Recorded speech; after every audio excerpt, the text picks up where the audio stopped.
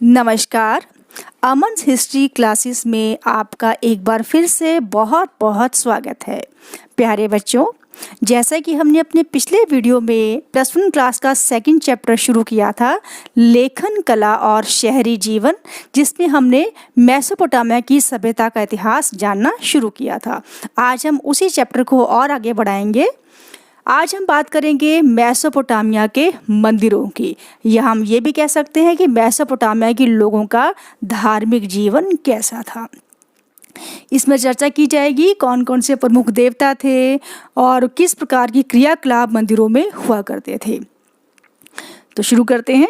First point है हमारा प्रमुख देवता।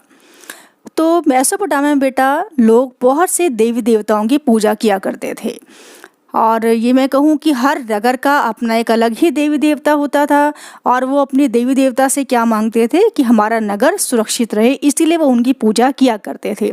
तो उनके प्रमुख देवी देवता हैं, मैं कुछ की चर्चा कर रही हूँ। नन्ना यानी कि चंद्र देवता, अनु यानी कि सूर्य देवता, एनकी यानी वायु और जल का देवता, इनाना यानी प्रेम व युद्ध की देवी। ये इनाना देवी बहुत पूछा जाता है क्वेश्चन कि प्रेम और युद्ध की देवी कौन सी थी, तो इनाना देवी थी। तो ये उनके प्रमुख देवी देवता थे जिनकी वो पूजा अर्चना किया करते थे। सेकंड पॉइंट है आरंभिक मंदिर, यानी मंदिर किस प्रकार के थे। तो बेटा जो आरंभिक मंदिर हैं वो कच्ची ईंटों के बने हुए थे, छोटे थे आकार में और कच्ची ईंटों के बने हुए थे। लेकिन जैसे जैसे समय गुजरा वैसे वैसे मंदिरों का आकार बढ़ता चला गया, यानी वो काफ़ी व्यापक हो गए, बड़े हो गए, विशाल हो गए।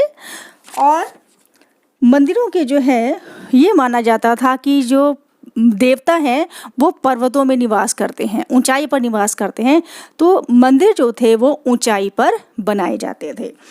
और अब मंदिर क्या था, पक्की ईंटों के बनने लगे, उन्हें पक्की ईंटों से बनाया जाने लगा। और मंदिरों की क्या विशेषता थी बेटा, जो आम घर हैं, आम घरों से मंदिर कुछ अलग होते थे।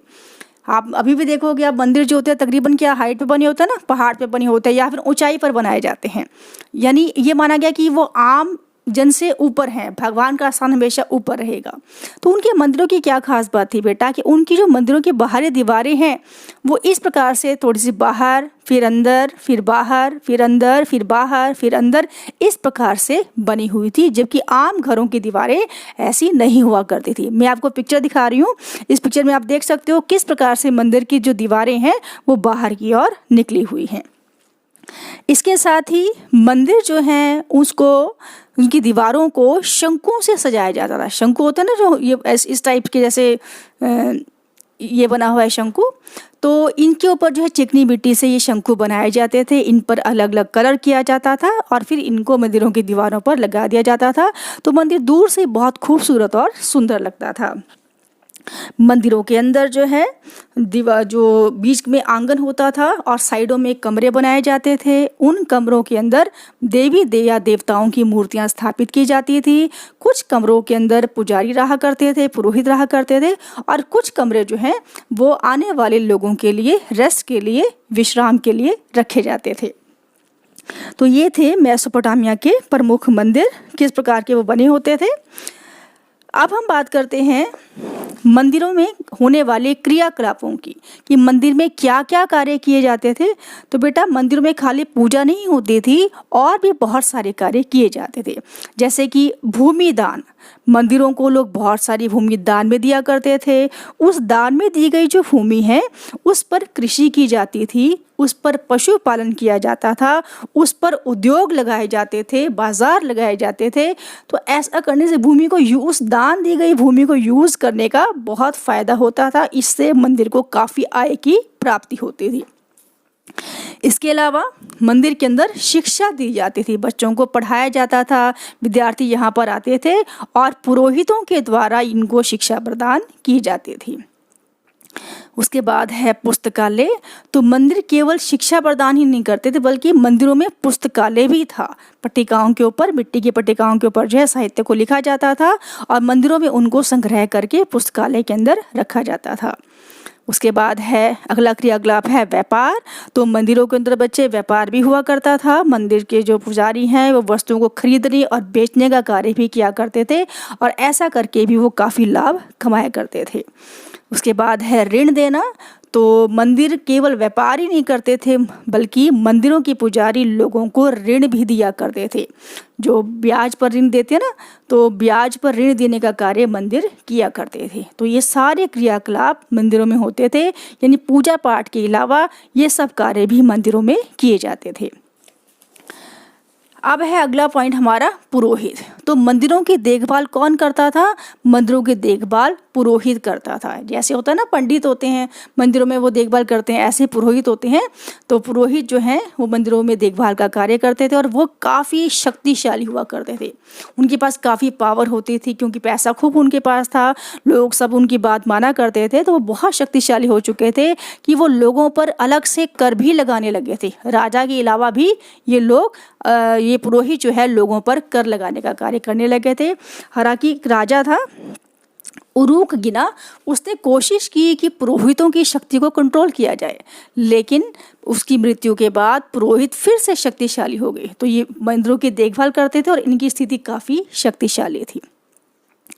अगला है बेटा उपासना भी थी, यानी उनकी पूजा का क्या तरीका था? तो पूजा का तरीका बिल्कुल सिंपल था, कोई बहुत ज़्यादा कर्म कांड इनके नहीं थे, सिंपल तरीके से पूजा करते थे। तो पहला है इसके अंदर भेंट। ये भगवान को खुश करने के लिए, अपने देव देवता को खुश करने के लिए भेंट चढ़ाया करते थे, जैसे दूध, दही, अनाज, खजूर, मछली। तो ये सब चीज़ें ये भेंट चढ़ाया करते थे। फिर है बलि। तो ये देवी देवताओं को खुश करने के लिए बलि भी दिया करते थे, जैसे कि बैल, भेड़, बकरी, इन पशुओं की बलि दी जाती थी। और ये सारा कार्य काफ़ी विधि विधान के साथ पुरोहित की हेल्प से किया जाता था।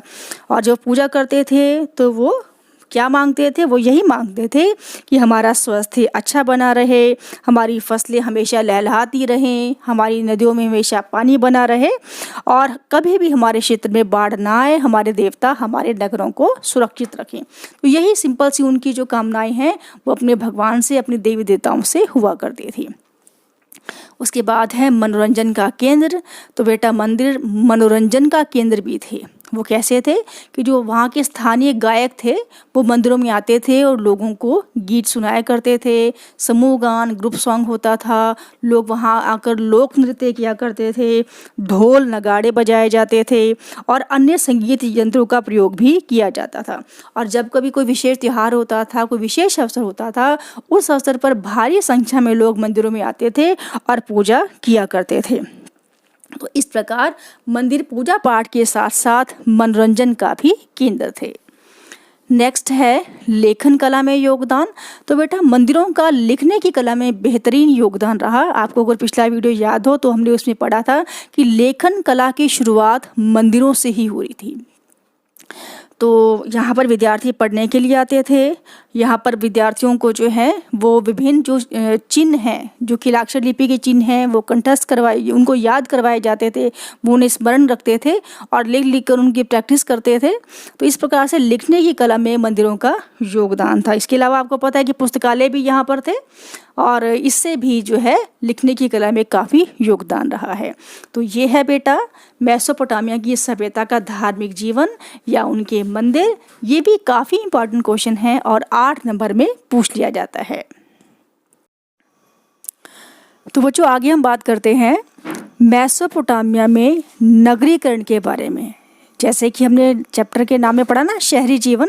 तो अब हम देखेंगे कि शहरी जीवन की शुरुआत कैसे हुई, यहाँ के नगर कैसे थे, आखिर नगरीकरण की शुरुआत यहाँ पर कैसे हुई, कब हुई, वो सारा अब हम डिस्कस करेंगे। तो बेटा मेसोपोटामिया की सभ्यता में नगरीकरण की शुरुआत 3000 ईसा पूर्व कांस्य युग में हुई है। इस सभ्यता को कांस्य युगीन सभ्यता भी कहा जाता है। तो उसी दौरान जो है सबसे पहले जो है नगरीकरण की शुरुआत मेसोपोटामिया में हुई है। तो नगर की वैसे अगर परिभाषा की बात करें कि नगर होता क्या है, तो हम कहेंगे आम शब्दों में कि जो विशाल, जहाँ पर विशाल क्षेत्र हो, काफ़ी बड़ा एरिया में के अंदर जो है लोग रहते हों, वहाँ की जनसंख्या ज़्यादा हो, वहाँ पर पक्के मकान हो, वहाँ पर सुविधाएं हो, वहाँ पर सुरक्षा हो, वहाँ पर व्यापार किया जाता हो, वहाँ पर विभिन्न प्रकार के उद्योग धंधे विकसित हो, वो नगर है। तो मेसोपोटामिया के जो नगर हैं उनके अंदर भी ऐसी ही कुछ विशेषताएं पाए जाते थे। मेसोपोटामिया की अगर नगरों की बात की जाए तो 3 प्रकार के नगर हमें वहाँ पर देखने को मिलते हैं। पहला है धार्मिक नगर, दूसरा है व्यापारिक नगर, तीसरा है शाही नगर। अगर हम धार्मिक नगर की बात करें तो धार्मिक नगर से तात्पर्य उन नगरों से है जो नगर मंदिरों के आसपास विकसित हुए, मंदिरों की वजह से विकसित हुए, लोग वहाँ पर आने जाने लगे, उन्होंने अपने वहाँ पर घर बना लिए, बाजार लगने लगा, तो वो क्या कौन सा नगर बन गया, वो धार्मिक नगर बन गया। अगर मैं भारत के संदर्भ में आपको एग्जांपल दूं तो आप देखेंगे कुरुक्षेत्र एक कैसा नगर है, एक धार्मिक नगर है। वहाँ पर बहुत सारे मंदिर हैं और मंदिरों की वजह से उस नगर के अंदर लोग जाकर रहने लगे, बसने लगे। तो उसी प्रकार से मेसोपोटामिया के काल के अंदर भी, सभ्यता के अंदर भी जो नगर मंदिरों के आसपास विकसित हुए वो धार्मिक नगर कहलाए। दूसरा है व्यापारिक नगर, यानी वो नगर जो व्यापार के लिए प्रसिद्ध थे, जो किसी नदी के मार्ग में, नदी के तट पर बसे थे, या कोई बंदरगाह थे, या यहाँ पर बहुत सारा व्यापार होता था, उसे व्यापारिक नगर कहा गया। जैसे कि आप आजकल की उसमें चर्चा कर सकते हो, जैसे मान लीजिए आपका सूरत है या मुंबई है, ये सारे क्या हैं, व्यापारिक नगर हैं, बहुत ज़्यादा व्यापार वहाँ से होता है। तो मेसोपोटामिया में भी ऐसे व्यापारिक नगर हुआ करते थे जहाँ पर बड़ी मात्रा के अंदर व्यापार होता था। तीसरा है शाही नगर। शाही नगर यानी कि वो नगर जहाँ पर राजा रहता होगा, राज परिवार रहता होगा, राजा की सेना होगी, कर्मचारी होंगे, प्रशासनिक कार्य सारे वहीं से होते होंगे। अगर मैं आजकल की उसमें तुलना करूं, एग्जाम्पल दूं, तो जैसे मान लीजिए हमारा दिल्ली है, वो कैसा नगर है, वो शाही नगर है, क्योंकि वहीं पर हमारे राष्ट्रपति, प्रधानमंत्री, बड़े बड़े जितने भी मिनिस्टर्स हैं वहीं रह रहे हैं, वहीं से प्रशासन चल रहा है। तो मेसोपोटामिया में भी जहाँ पर राजा, राज परिवार और प्रशासनिक कार्य होते थे, वहाँ पर रहते थे, तो वो शाही नगर कहलाते थे। तो 3 प्रकार के नगर हमें वहाँ पर देखने को मिलते हैं। अब हम बात करते हैं भी नगरीकरण के वहाँ पर कारण क्या क्या थे, अगर ऐसे क्या कारण थे कि वहाँ पर नगरों की शुरुआत सबसे पहले हुई। तो बात करते हैं, पहला पॉइंट है अत्यंत उत्पादक खेती। हम लोगों ने मेसोपोटामिया का भूगोल पढ़ा था पिछली वीडियो में, तो हमने देखा था कि वहाँ की भूमि काफ़ी उपजाऊ थी, वहाँ पर काफ़ी अच्छी कृषि होती थी और वहाँ पर पशुपालन होता था। तो जब कृषि होगी तो क्या होगा, अनाज होगा, पशुपालन हो गया तो क्या होगा, वहाँ पर क्योंकि घास के मैदान भी थे तो पशुओं को भी पाला गया, तो पशुओं के लिए चारे का अच्छा प्रबंध हो गया। तो इससे 2 फायदे हुए।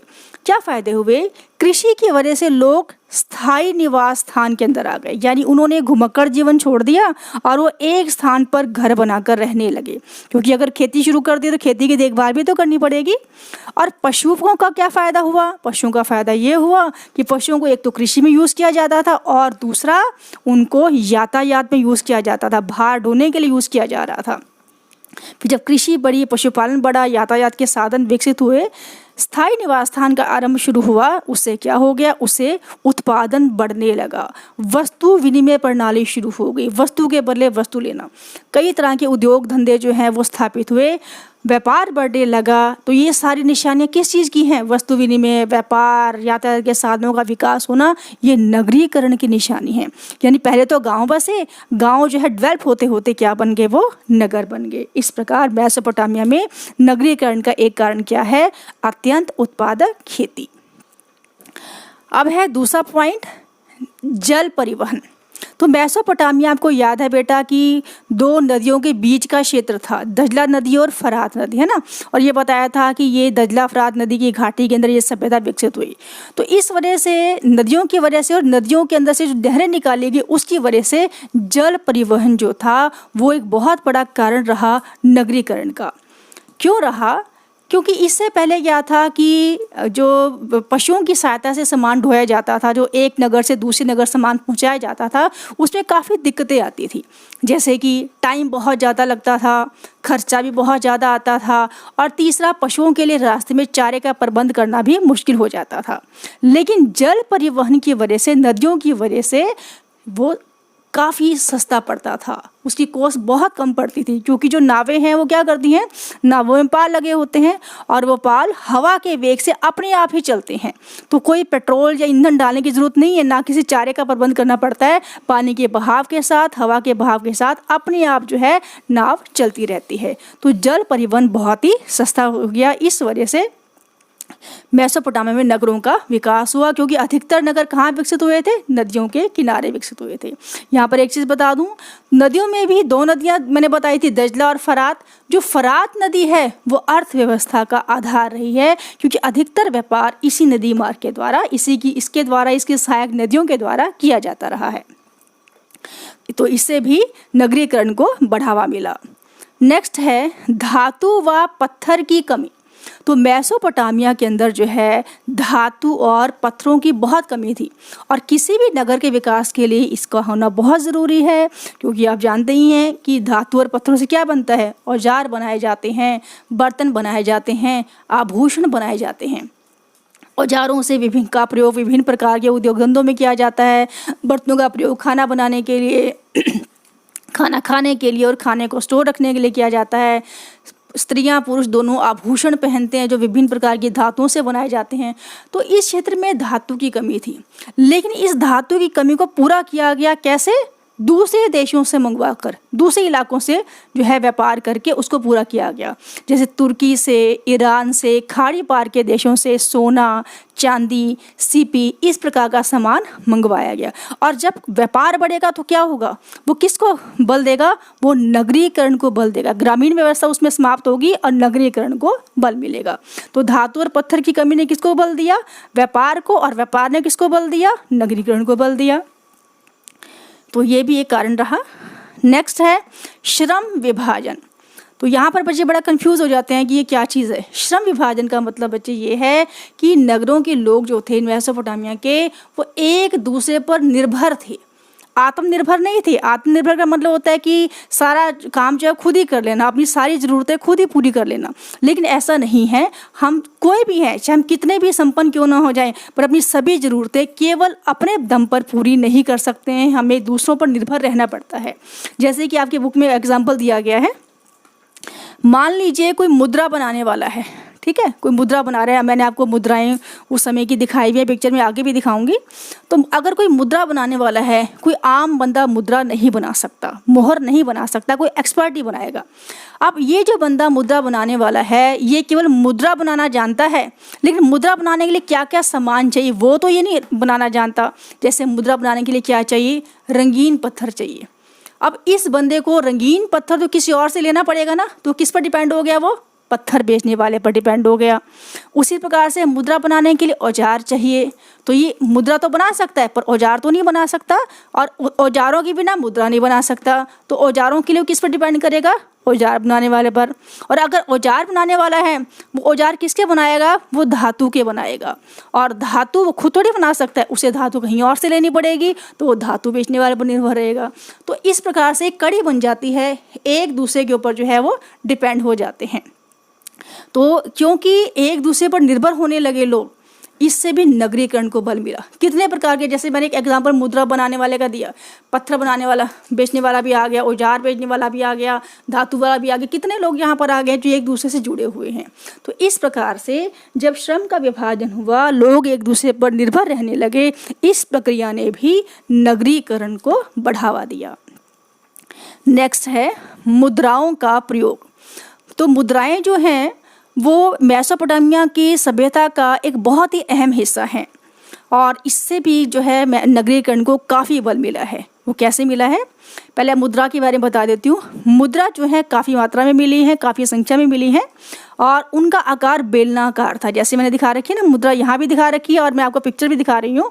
तो मुद्रा ऐसे गोल जैसे होता है, जैसे होता है ना सिलेंड्रिकल शेप, उसमें बनी हुई है। उसके ऊपर कुछ ना कुछ उकेरा गया है, कोई चित्र बना है, उसको बनाने वाले स्वामी का नाम लिखा है, उसका चित्र है या किसी देवता का चित्र है या उसका रैंक लिखा गया है। उस प्रकार से उस पर पूरा विवरण दिया गया है। और मुद्रा के बीच में छिद्र होता था, होल होता था बीच में, उसके अंदर एक तीली फंसा दी जाती थी, एक डंडा सा फंसा दिया जाता था। और उसके बाद उसको जहाँ पर मुद्रा को छापना है, अब आप कहोगे मैडम मुद्रा को छापने का मतलब क्या है, इसको मैं क्लियर कर देती हूँ थोड़ा सा। इसका प्रयोग तकरीबन व्यापारियों के द्वारा किया जाता था सामान को एक स्थान से दूसरे स्थान तक सुरक्षित पहुंचाने के लिए।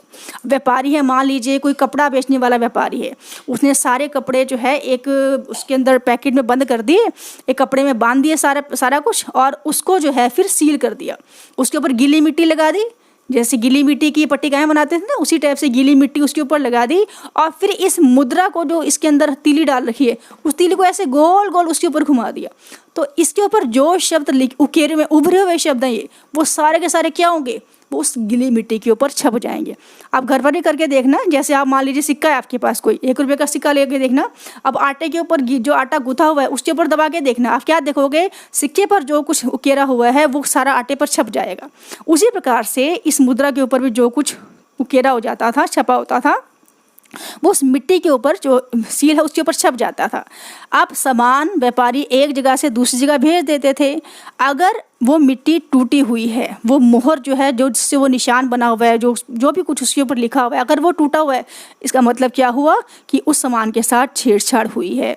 और अगर नहीं टूटा हुआ, इसका मतलब सामान सुरक्षित एक स्थान से दूसरे स्थान पर पहुंच गया। तो मुद्राओं के प्रयोग से किसको बढ़ावा मिला, व्यापार को बढ़ावा मिला।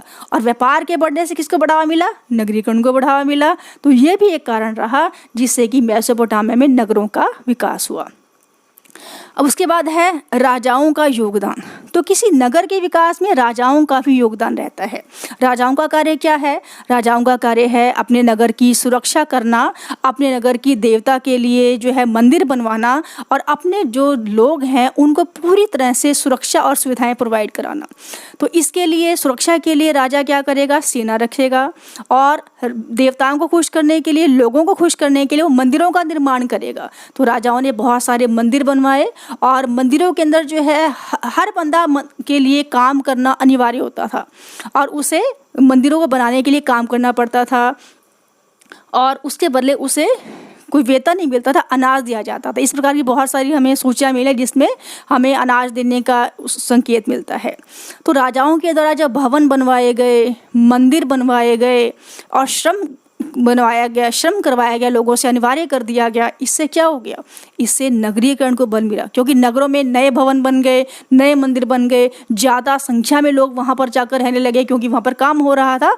तो राजाओं ने भी कहीं ना कहीं योगदान दिया जिसकी वजह से नगरीकरण को बल मिला। तो ये है बेटा वो सारे कारण जिसकी वजह से मेसोपोटामिया में नगरीकरण का विकास हुआ। काफ़ी इंपॉर्टेंट क्वेश्चन है बेटा, ये भी आपको 8 नंबर में पूछा जा सकता है और ये बहुत बार आता है। तो उम्मीद करती हूँ कि आज का ये मेरा वीडियो आपको पसंद आया होगा। अगर आपको मेरा ये वीडियो पसंद आया बच्चे, तो आप इसे लाइक कीजिए, इस वीडियो को ज़्यादा से ज़्यादा शेयर कीजिए और मेरे चैनल को सब्सक्राइब करना मत भूलिए। और मिलेंगे अब हम अगले वीडियो में, तब तक के लिए जय हिंद, जय भारत।